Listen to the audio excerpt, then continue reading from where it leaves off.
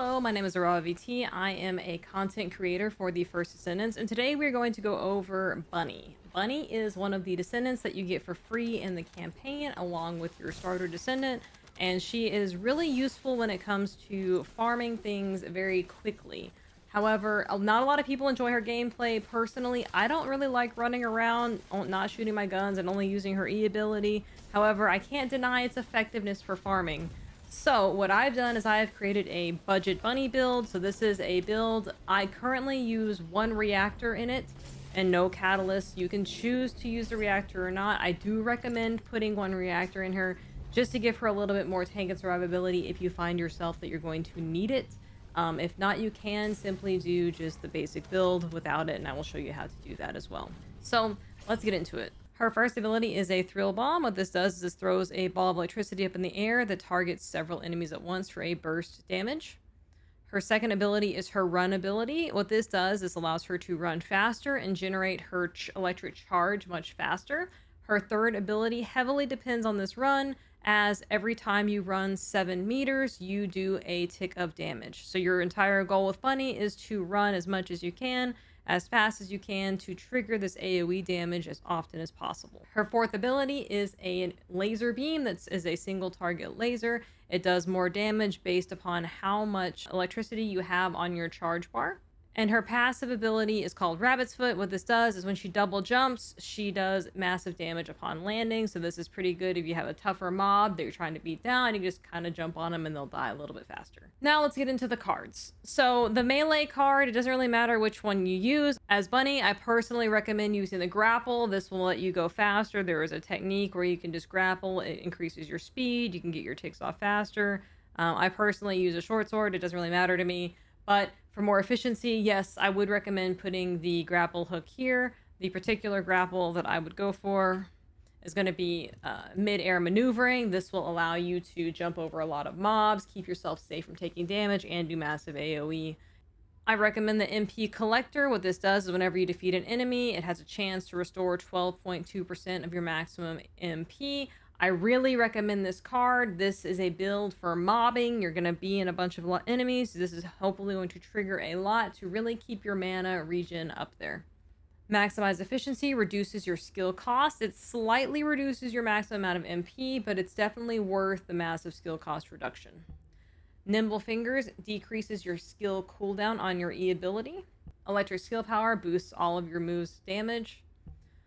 Focus on Singular reduces the skill cooldown and increases her singular skill power modifier. I recommend this card because combined with the focus on singular and the nimble fingers, you have the exact amount of cooldown that you need to keep your E active at all times. This allows you to use strong mentality instead of another skill cooldown reduction card, which allows you to reduce your skill cost even further to let you run for longer.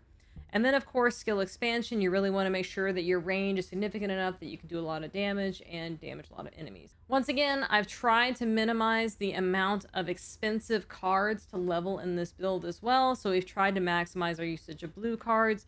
Yes, feel free to tailor this build. If you want to spend and invest more in it, she's definitely a descendant worth investing in.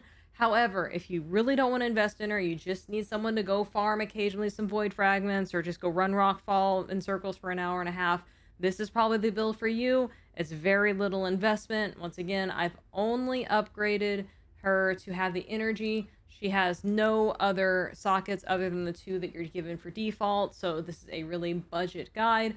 Hopefully by now you guys have a spare reactor. Once again, if you do not have a spare reactor, that is okay. So you will have 60 maximum energy instead of 80 maximum energy. So I would recommend simply taking off the extra damage for singular. Maybe I would recommend not leveling your skill expansion all the way to max and keeping it 1 off to meet your 60 goal. If you don't know this already, you don't have to have 1 skill expansion card. You could have 1 skill expansion card for another character at the full max level and then have one specifically for Bunny at the under max level. Once again, this is trying to be as conservative with your resources as possible. So I personally think just 1 energy activator, if you're going to use her to farm, would be better. Ideally, honestly, you would really farm for the ultimate Bunny, even if you're just going to use her, because if you get the ultimate Bunny, you will have 4 of these slots already modded for you. and that will make you have a stronger build. You could slot in a few more cards, especially for HP and defense, which this build does lack. Once again, if you are finding yourself having problems surviving, I recommend simply just putting on an HP card. It doesn't really matter which ones, it's a matter of personal preference. I just like the straight up increased HP. Go for the maximum. If you really, really, really want it, if you really, really need HP and you're severely hurting, you can use the Stim Accelerant card. However, beware, it does lower your maximum MP by 15%, which is pretty significant. And you really want to make sure that's not affecting your runtime too critically. However, you can't run if you're dead, so just make sure that you want to have a balance between survival and efficiency.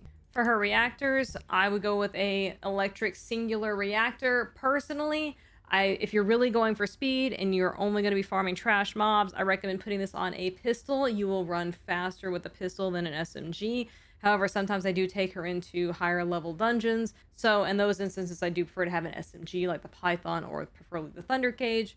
So you would want a electric singular build for the AoE damage. And then at the bottom, you would want a skill critical hit rate, skill critical hit damage, singular damage, or electric damage. Right now I have skill duration up and skill cooldown. Once again, that's just personal preference for me. I do tend to laser beam the boss a lot. I do want to make sure that I always have my E up. However, with this build, you don't need the skill duration up or this skill cooldown to make sure that you always have your E up.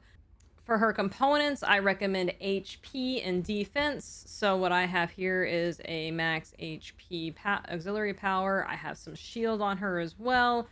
Once again, max HP, focusing on MP recovery on your substats. You really want to maximize defense, HP, MP recovery modifiers. You want to run as much as possible. They can't hurt you if they're dead, is the theory that Bunny lives by. But you do want to have enough tank to be able to survive 1 or 2 hits.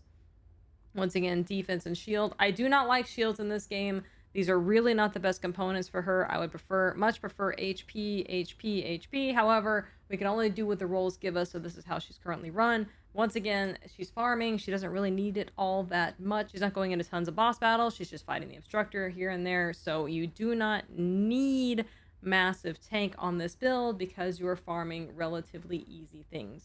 All right, thank you guys so much for watching. I hope that this really helps you with your budget bunny build. Once again, this build is really however you want to tailor it, keeping in mind this is not meant for boss slaying. This is not really meant for even hard mode dungeons. You're going to get up to the last boss and you are going to have a tough time.